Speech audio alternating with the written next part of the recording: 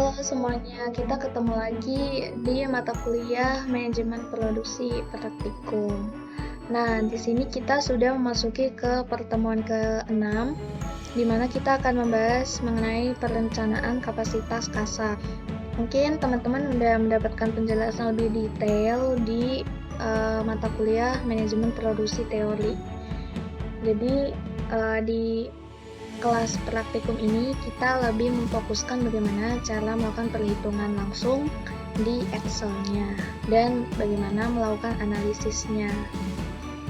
Nah, sedikit saja, jadi RTCP ini merupakan metode untuk meneliti efek dari JIP atau rencana produksi terhadap stasiun kerja yang dianggap penting. Nah, tujuannya apa sih kita melakukan perhitungan RTCP ini? Sebenarnya kita itu untuk menghitung dan membandingkan kapasitas tersedia dan kapasitas yang dibutuhkan. Jadi kita bisa tahu dan kita bisa analisis langsung masih besar kapasitas yang dibutuhkan atau kapasitas tersedia nih yang jumlahnya lebih besar. Untuk menghitung kapasitas yang tersedia, kita membutuhkan informasi berupa waktu, utilisasi, dan efisiensi. Nah, untuk mengetahui waktu yang tersedia, kita bisa mengkalikan jumlah mesin, jumlah shift, jumlah jam kerja, dan jumlah hari kerja. Sedangkan untuk menghitung kapasitas yang dibutuhkan, kita ada 3 metode. Yang pertama yaitu Bill of Labor Approach atau BOLA. Nah, di sini kita menghitung waktu yang diperlukan setiap mesin untuk memproduksi seluruh permintaan barang.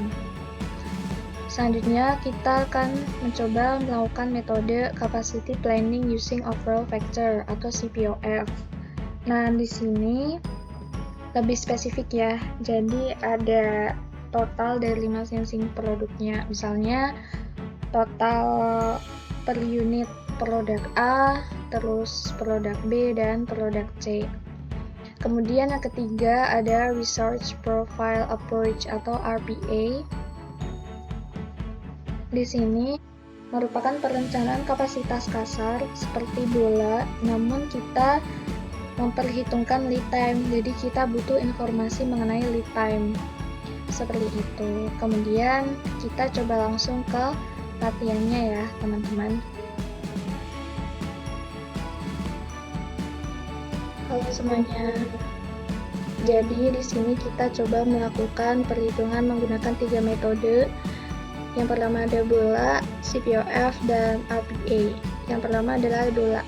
Nah, sebelum kita melakukan perhitungan, ada baiknya kita memasukkan semua informasi yang kita butuhkan untuk metode ini. Yang pertama adalah data JIP dan jumlah hari kerja. Terus ada data work center dan data nilai efisiensi pada tiap work centernya. Kemudian untuk tambahan ada jumlah jam kerja per hari, di soal diketahui ada 5 jam. Kemudian untuk waktu lemburnya itu ada 25%. Cara menghitungnya, jumlah jam kerja ditambah sama perkalian dari jumlah jam kerja per hari kali 25%, yaitu 6,25 jam. Kita butuhkan satuan menit karena di semua informasi menggunakan menit, jadi kita harus menyamakan satuannya, yaitu dengan mengkalikan 60, karena 1 jam ada 60 menit. Nah, untuk utilisasi sudah diketahui di soal, yaitu 90%. Nah, pertama kita mengubah tata letak dari data JIP dan jumlah hari kerja dengan cara terhapus. Kita copy dulu, kita klik bagian mana yang sesuai untuk paste-nya, kemudian kita klik untuk transpose. Selesai. Nah, kemudian kita tentukan dulu kapasitas yang dibutuhkan, yaitu dengan cara demand produk A dikali sama standard time dari produk A sendiri untuk cutting ya. Jangan lupa dikunci, ditambah produk B dikali sama standard time cutting dari produk B. Jangan lupa dikunci juga, enter. Kemudian kita tarik ke kanan. Kita lakukan juga untuk assembling, soldering, dan inspection. Selain itu, kalian juga bisa menggunakan bantuan rumus yang cepat, yaitu dengan cara sebelumnya kalian blok dulu tabel yang akan dijadikan tempat hasil, lalu sama dengan ketik MMLT ini, kemudian kalian blok standard time produk A dan produk B, kemudian blok juga untuk demand forecastingnya, lalu jangan lupa tekan Ctrl, Shift, dan Enter.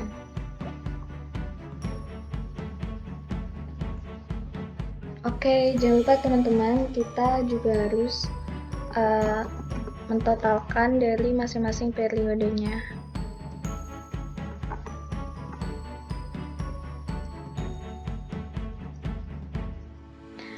Nah, kita sudah mendapatkan data kapasitas yang dibutuhkan menggunakan metode bulan. Lalu, kemudian kita menentukan kapasitas tersedia dari masing-masing line. Nah, di sini ada line 1 dan line 2. Maksudnya apa? Jadi, di sini kan ada 2 produk. Jadi, kita harus menghitung masing-masing produk itu. Jadi, kita hitung satu-satu. Bagaimana caranya? Yaitu dalam kurung jumlah hari kerja dikali jumlah shiftnya ada 1, jumlah mesinnya ada 1, dikali sama waktu kerjanya, jangan lupa dikunci, dikali sama utilisasi, jangan lupa dikunci, sama efisiensi dari produk A. Kita hitung produk A dulu ya untuk cutting gitu. Kita tarik ke kanan dan jangan lupa untuk melakukan perhitungan assembling, soldering, inspection dengan cara yang sama teman-teman. Lupa kita juga menjumlahkan masing-masing dari periodenya dengan cara masukkan rumus sum ya teman-teman. Kemudian untuk line kedua juga sama.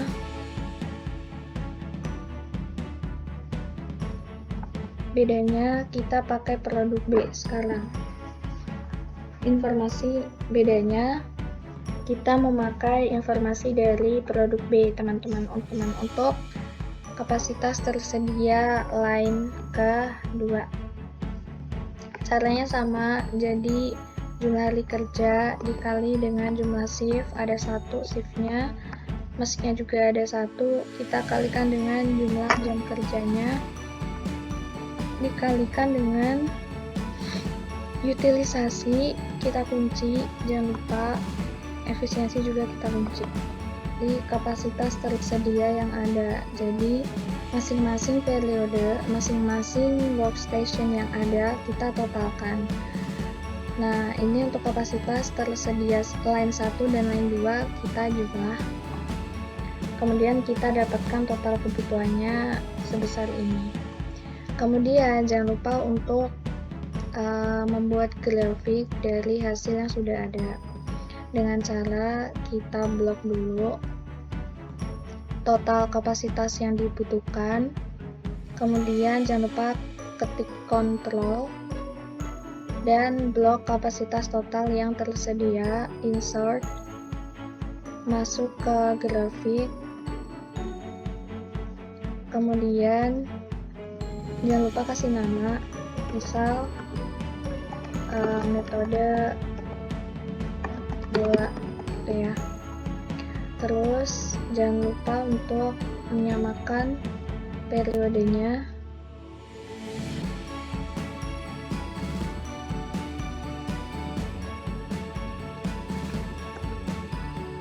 Dan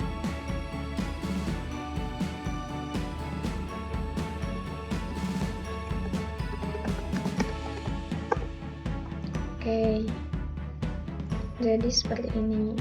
Oh ya, jangan lupa juga untuk menambahkan keterangan di sini untuk periode dan di sini untuk jumlah kapasitas ya.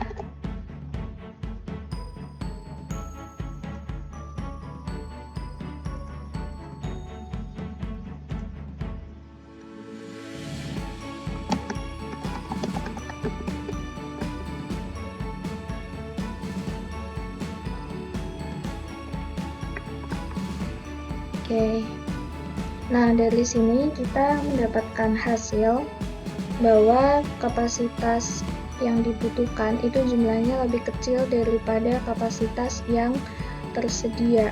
Jadi untuk demand atau forecast demand pada periode ke-6, 7 hingga ke-12 masih dalam batas aman ya teman-teman. Jadi kita bisa analisis, kalian bisa bikin kalimat sendiri nanti di bagian sini untuk menuliskan kesimpulan dari grafik tersebut. Kemudian kita beralih ke CPOF teman-teman. Sama, kita tuliskan dulu data JIP-nya, terus data work center-nya, terus juga nilai efisiensinya. Kemudian jangan lupa untuk copy dulu, terus kita masuk ke paste transpose. Kemudian untuk di CPOF kita menghitung kapasitas yang dibutuhkan melalui historical proportion. Nah, dengan cara kita masukkan dulu informasi yang ada di sini ke tabel ini. Kemudian kita totalkan dari standard time A dan standard time B masing-masing. Kemudian kita dapatkan totalnya sekian 77. Nah, HP-nya bagaimana? Yaitu total pada cutting dibagi sama total keseluruhan, jangan lupa dikunci. Kemudian kita tarik ke bawah. Oke, kemudian kita bikin kolom lagi, kebutuhan kapasitas produksi. Kita siapkan ada operation, workstation namanya apa aja, terus HP yang ada di sini kita pindahkan ke sini.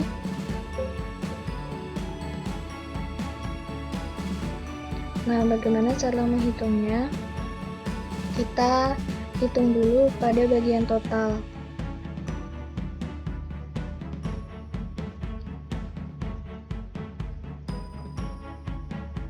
Yaitu dengan cara produk A dikali sama total standard time A dikunci ditambah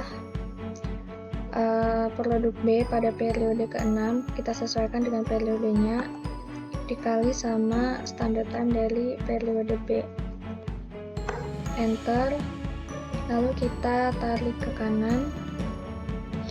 Kemudian untuk sini kita masukkan jumlah HP dikali sama total keseluruhan, jangan lupa dikunci. Enter, tarik ke bawah. Kita lakukan hal yang sama pada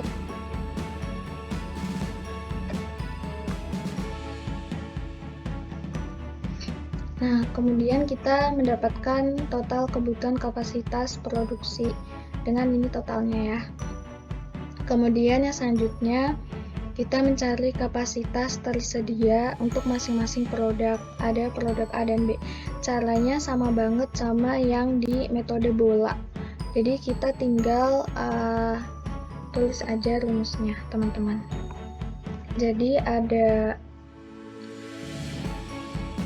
jumlah hari kerja dikali dengan jumlah shift dikali jumlah mesin, kemudian dikali sama jam kerjanya, jangan lupa dikunci, dikali utilisasi, jangan lupa dikunci, dikali sama untuk produk A efisiensinya berapa, kita kunci. Kita lakukan hal yang sama pada assembling, soldering, dan inspection.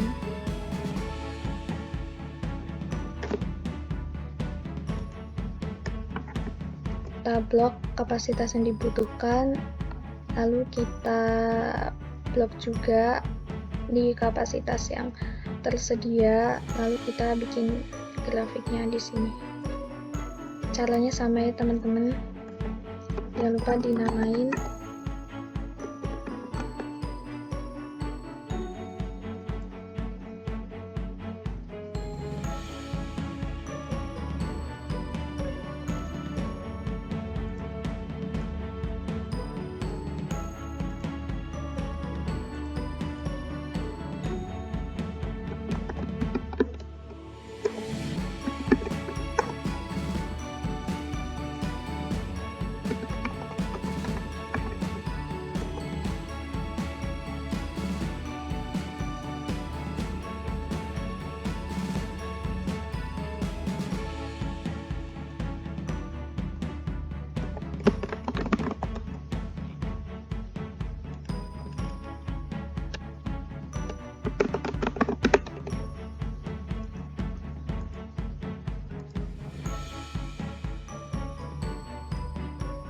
Nah, di sini kita juga dapatkan hasil bahwa jumlah kapasitas yang dibutuhkan itu lebih kecil dari jumlah kapasitas yang tersedia. Jadi, kita tidak perlu melakukan revisi karena ini masih dalam batas yang aman ya, teman-teman. Lalu kemudian kita beralih ke metode RPA. Sama, kita masukkan dulu data-datanya. Kemudian kita copy, lalu kita paste dan push. Nah, bedanya untuk RPA ini kita menggunakan informasi lead time. Ini udah tersedia di dalam soalnya, jadi tenang aja, kita langsung ke bagaimana cara menentukan kebutuhan kapasitas produksi menggunakan data lead time ini. Nah, kita perhatikan dulu informasi yang ada. Ada informasi lead time ke 0, 1, dan 2. Produk A dan produk B juga sama. Misalnya untuk workstation cutting, di sini masuk ke lead time yang kedua. Maksudnya bagaimana? Jadi, misal pada periode ke-6, kita menggunakan informasi forecast demand yang ada di periode ke-8. Jadi, 2 periode setelahnya. Kemudian untuk assembly itu 1 lead time-nya. Jadi misal untuk produk A kita akan menggunakan informasi forecasting demand di periode ke-7. Jadi 1 periode setelahnya. Karena lead time-nya 1 minggu ya, ini satunya minggu. Kemudian untuk lead time 0 pada soldering. Jadi, misal pada produk A periode ke-6 kita tetap menggunakan informasi forecast demand di periode itu karena tidak ada lead time di sini, lead time-nya 0. Jadi, hari itu juga atau minggu itu juga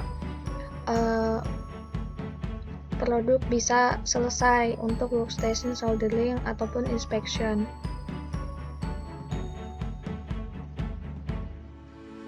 Nah, bagaimana caranya? Yaitu dengan dalam kurung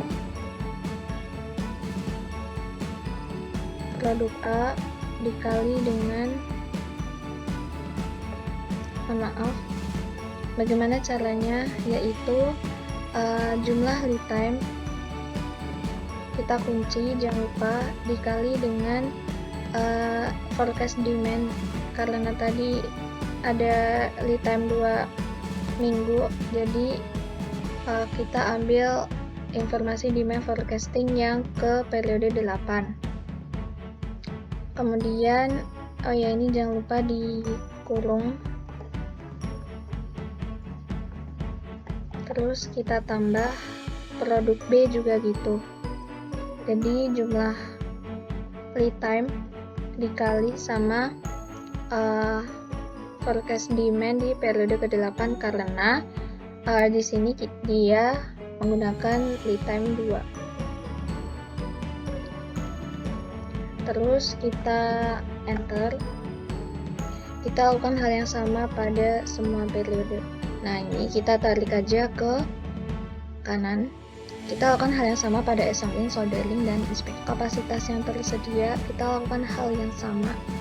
Kita pakai rumus yang sama seperti metode-metode sebelumnya.